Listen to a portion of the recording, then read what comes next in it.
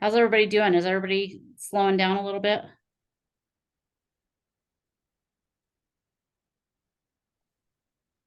Yeah. Agreed. Okay, so Brandon's not going to join us today. He's got some other meetings, and I said, good riddance. Just kidding. So updates on concurrent on campus. So we were supposed to meet about this last week, and then they rescheduled till right before this meeting. They did some testing and they said, oh, everything is wonderful. And so I went through everything with them and I said, no, not everything is wonderful. And so they are still working on some things. I'm going to do some of my own testing here in next couple days, just to kind of make sure everything's going to work. I did let them know that we would need a schedule by March 15th. So we should have that by March 15th as far as what classes are available concurrent on campus. The issues that I'm coming up with right now is I want to make sure that they have all of the billing figured out. I don't want students getting bills for large amounts and panicking, and then calling you and then calling me. And then, yeah, so I'm trying to make sure that that doesn't happen. I can't make any guarantees, but I'm doing everything I can to make sure that doesn't happen. The other things that are not working out is that they're, one of the things we told them they had to do was make sure that the students cannot self-register themselves without talking to their coordinators first. And they did not make that happen. So we're still working on that. The MOU is now on the website under the forms on your coordinator page of the website. So you can start doing MOUs. But yeah, I would probably just start sending those with the registration form. Have it signed, but send it with the registration form when that schedule comes out. Once that schedule comes out, I'm going to be updating it daily. I asked them to see if there's a way to make it so you guys can see how many seats are available every morning.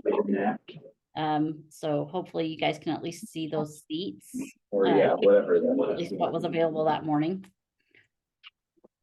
So yeah, we're still working through some things, just so you're aware. I will hopefully have another update for you guys and have everything ironed out.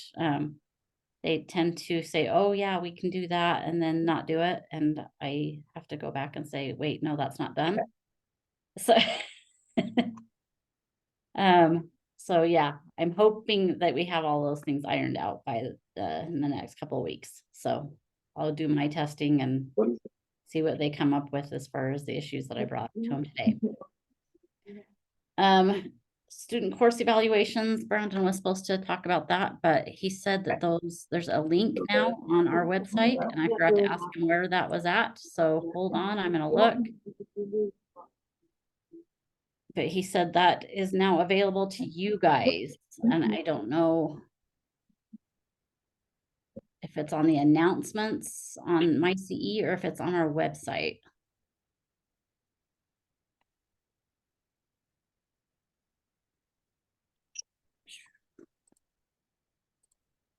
Let's go into one of your guys' accounts on MyCE and see. I think he was saying that they were going to be under the announcements.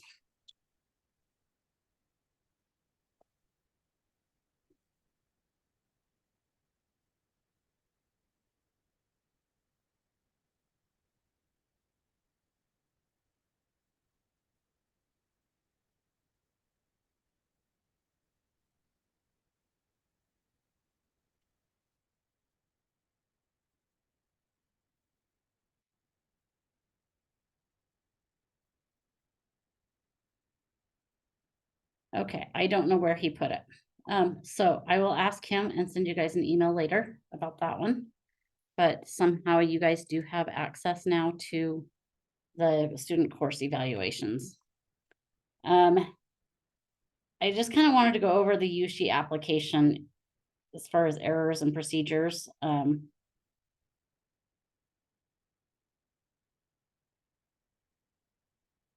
Let's see, Matt has a question.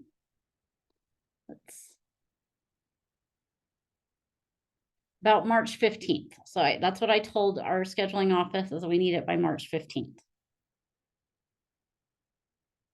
And yeah, so they said most of the classes are going to be between 1 and 5:30, but there's going to be a few outside of those as well. Not a lot, but they're kind of shooting for the ones between 1 and 5:30. Those are the ones that have been the most attended by concurrent enrollment students, so that's the ones that they chose. And be aware that this is all gonna kind of morph into other things. So, you know, all of these things may change as far as what classes are gonna be offered and whatnot. It's right now, we're kind of limiting it so that we can grasp it, because it is completely different from what we've done in the past as far as how it's scheduled, how we're doing things. One of the things that I'm struggling with as well is those class registrations and grades and everything being pulled into my CE. We still don't know how we're going to get those into my CE. So you guys may or may not get to see them this first semester. So yeah, that's some of the things I've been kind of struggling with, trying to get answers for and getting them to send me information so that we can work on these things has been difficult. So yeah, these things are going to kind of change as we move along as far as the concurrent on campus. But the U-Sheet application errors and procedures, we've experienced many of them. I had a lot of students that they didn't match and they didn't know what to do about it. And so I just want you guys to be aware, like, it is not our application. So if you are having issues getting through the application, you need to call the support number that's on that. I'm going to share my screen so you guys can see what I'm talking about.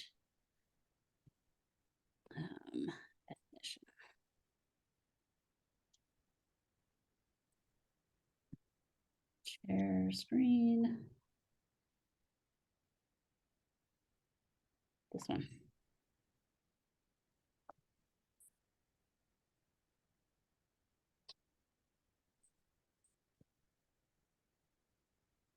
Okay, can everybody see that?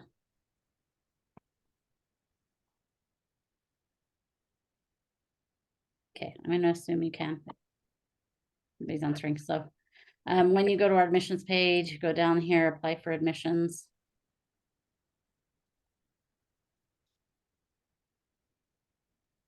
Maybe it'll think about going there.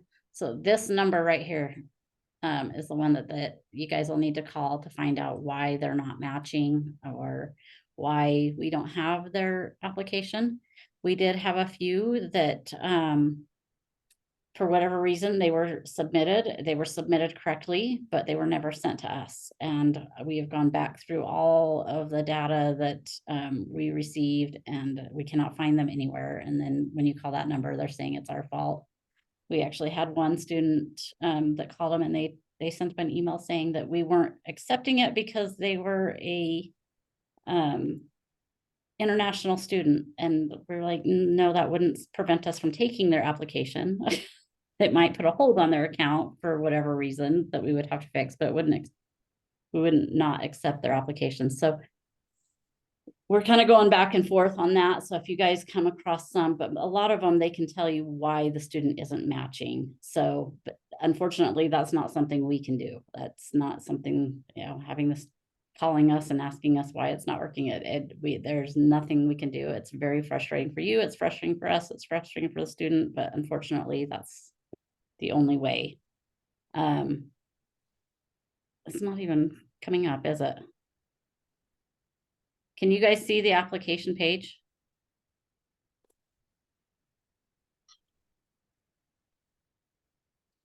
New share. Let's see.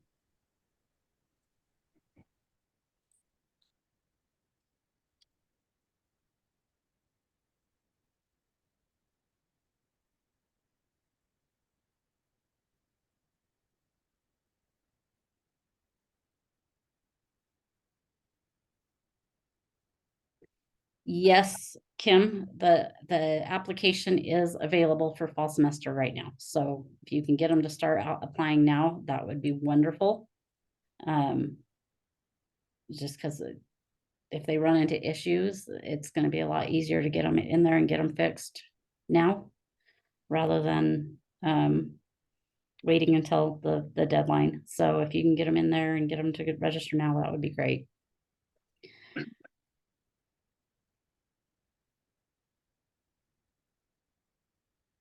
So does anybody have any questions about that application?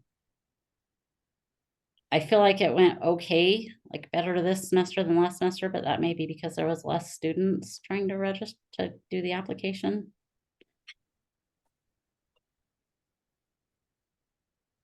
Okay. Some of the other issues, I did come across about a dozen students this spring that went over their 30 credit hours. Just make sure you're aware that students cannot take more than 30 credit hours. And it's hard for me to monitor that because I don't know until they've registered for all of their classes.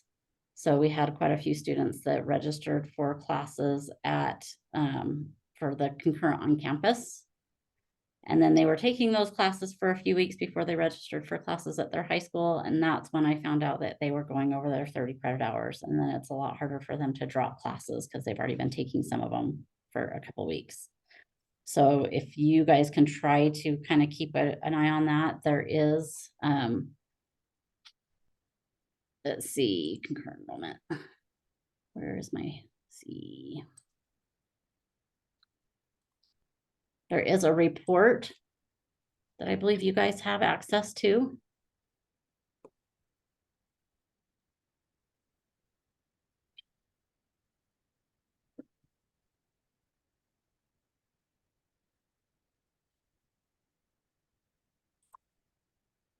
Students. Is this frozen? Can everybody hear me? Yes, we can hear you. Okay. Okay.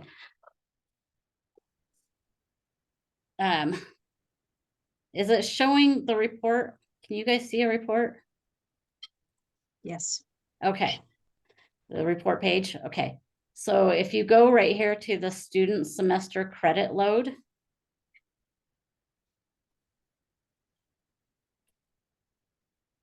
and then you can select, you'll want to select both the fall and the spring of 2024. Select all the courses, select all high schools. Right now I'm in Bingham's, so it's just going to let me select Bingham, and hit OK.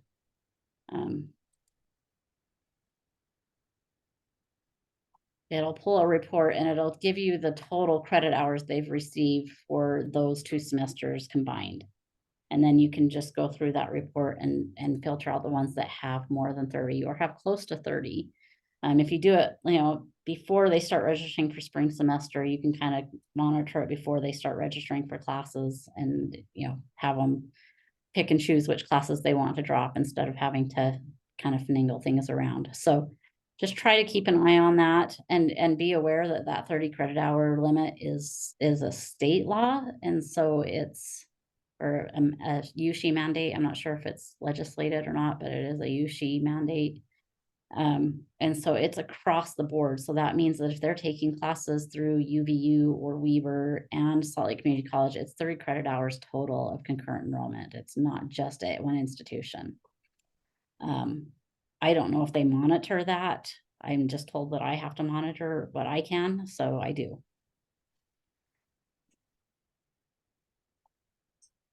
And it was really, really difficult on these kids to try to figure out which classes to drop after they'd already been in a few. So it's best if you can kind of, maybe in January, just check and see where your students are at and make sure they're not going over that 30 so that when I check after they've registered for the 30, they're not getting upset and angry. Another thing that came up is our summer schedule. So starting May 17th, the college will be closed on Fridays. I will be working remotely on Fridays until the end of May, just so you guys are aware. So I will be available, but the college itself will be closed on Fridays, starting May 17th. And that goes through the end of July.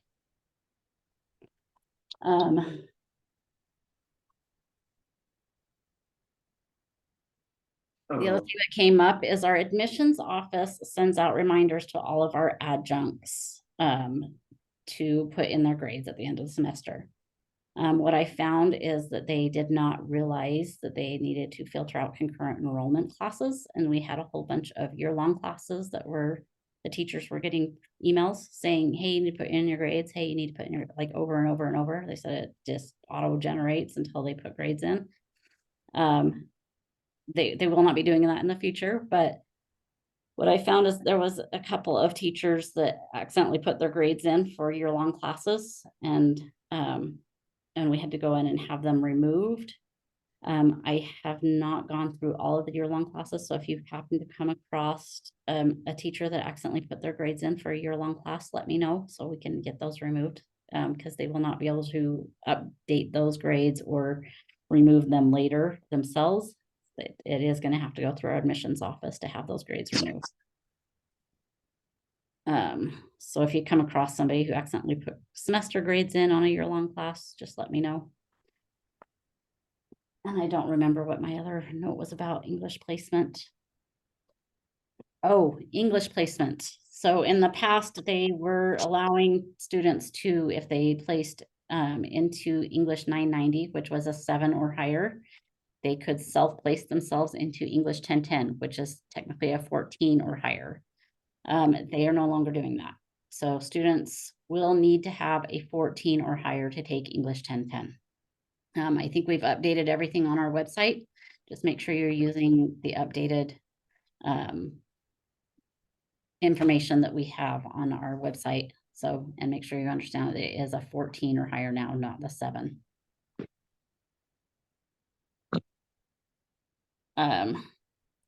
And then reminders, just remember concurrent on campus deadlines, they have to follow the academic calendar. Instructor applications are due the end of March, ongoing and new. So try to remind your teachers to get those in if you're having your teachers do it. If you're doing it yourself, just try to make sure you get those in by March 31st. And then the withdrawal deadline is March 22nd. So, and that is for classes taught at the high school. So if students are trying to withdraw, they need to do that by March 22nd. Now, I'm sure everybody has questions.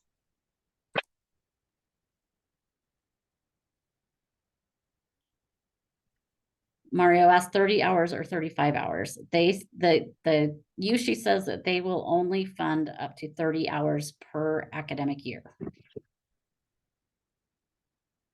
So we try to keep students around no more than 15 per semester, but they can go more than that, but they can't go over more than 30 per year.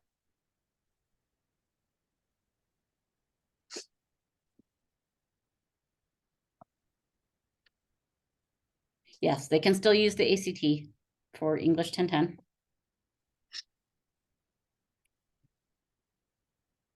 And that score hasn't changed. It's just the SLCC placement. They will have to actually place into 1010 now. They can't do the 990. Get rid of that. I went through that a lot faster than I thought I was going to. I was concerned there was going to be a lot of questions. Does nobody have any questions? Yes. SLCC placement test is the MOES, but the Canvas, if they took the Canvas in the past and they got a 7 on the English, they will have to retest to place into English 1010. So if they're trying to use old Canvas scores, the Canvas score will also need to be 14. But the new placement test is the MOES. We call it Mobius.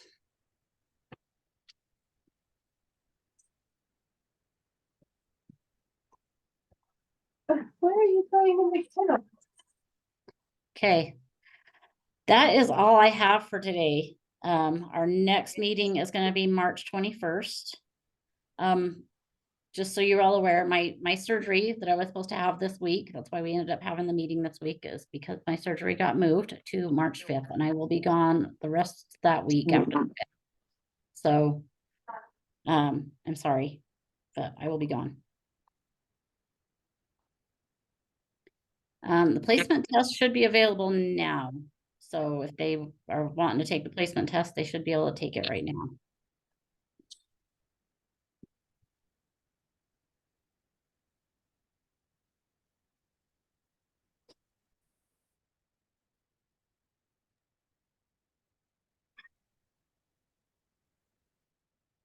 All right, well, that's all I have. So if you don't have questions, you can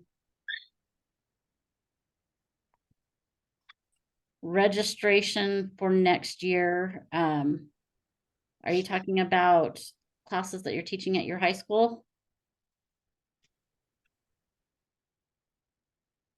So for classes on campus, those would be, the schedule will come out March 15th. And then you can start sending in those registration forms and the MOUs. And then they will be able to, well, I will hand register them starting in April.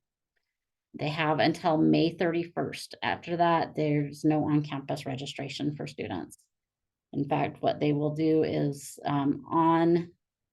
you will need to have those into me by May 30th. So I can have them all entered by May 31st, because on June 1st, they will go in and turn all of the reserved seats for concurrent enrollment students back over to the traditional students. And I won't be able to register for concurrent enrollment anymore. So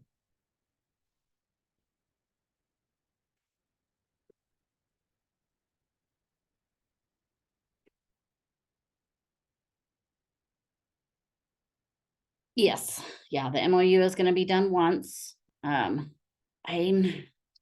not sure.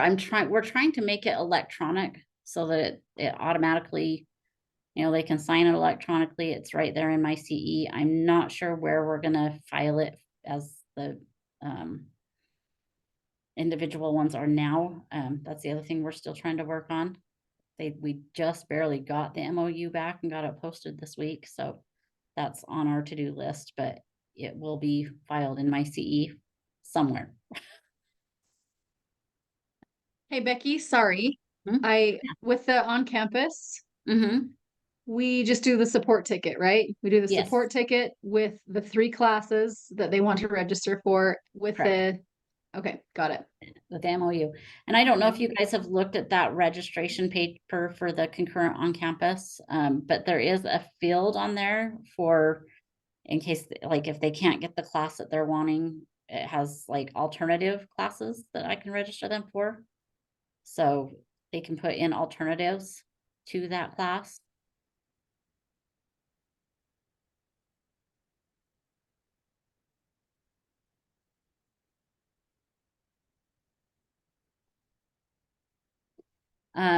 For biology 1610, yes, there are prerequisites. Let me tell you what they are. I think it's, if I remember correctly, math 1010.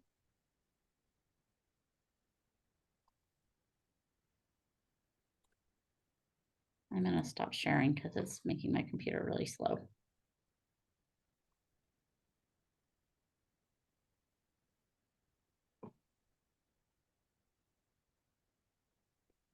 You won't be able to see where seats are available yet. That's what one of the things I requested on the report that they're supposed to be sending us.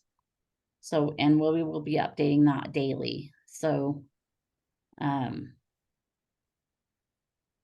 there's not really a way to see if seats are available in real time, but I'm hoping to at least have a daily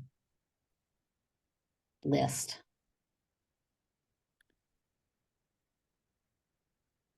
And I will still register students for classes in the order that I received them. Yes, Matt?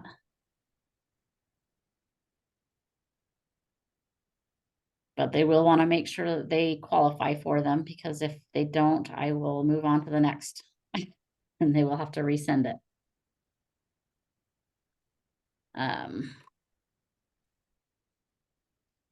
Sorry, Mario, I'm getting there. It's really, really slow.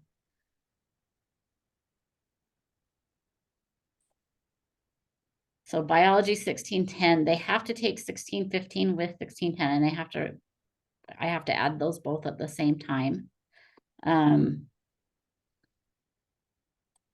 Let's see, they have to have place into English 1010 and math 1010 to take biology 1610, 1615. CE on campus is for 11th and 12th graders only, correct?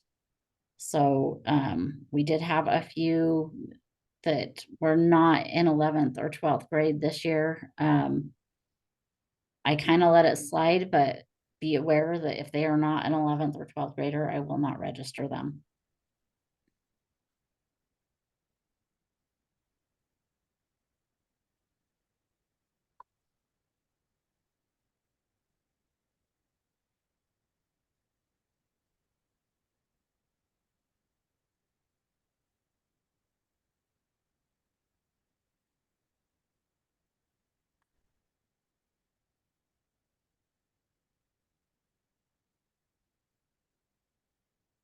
All right. How is everybody feeling about the USHE application? Are there any issues that anybody's run into that I haven't addressed?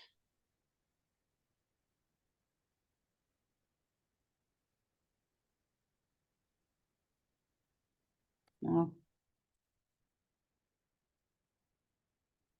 The U tracks.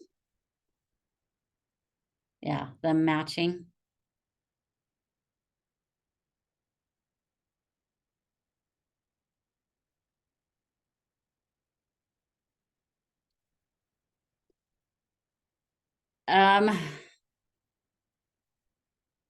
You're very welcome. Thank you, Jeanette.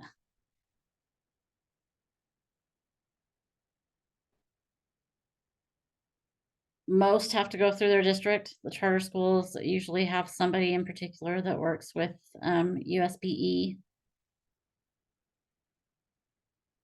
to get those fixed. It is, I think the biggest issue is this matching issue.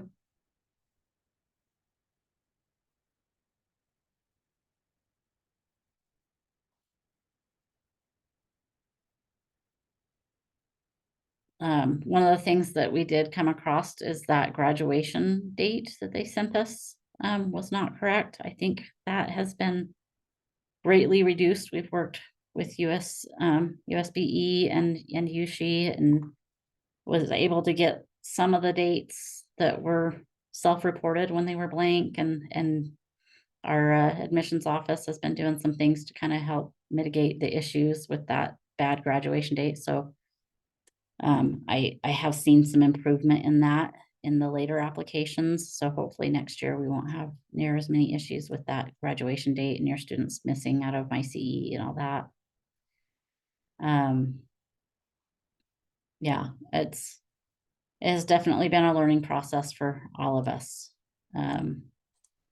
As far as getting them fixed, if it's not matching, I don't know.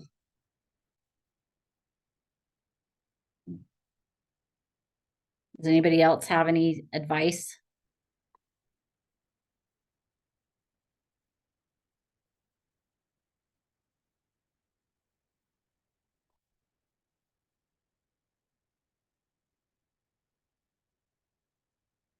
Okay, silence.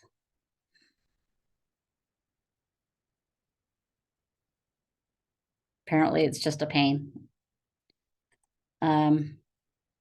Okay, I think that's it. If you have any questions, reach out to me. But yeah, that went a lot faster. I will send you guys some information on how to access the student course evaluations once I get with Brandon about that.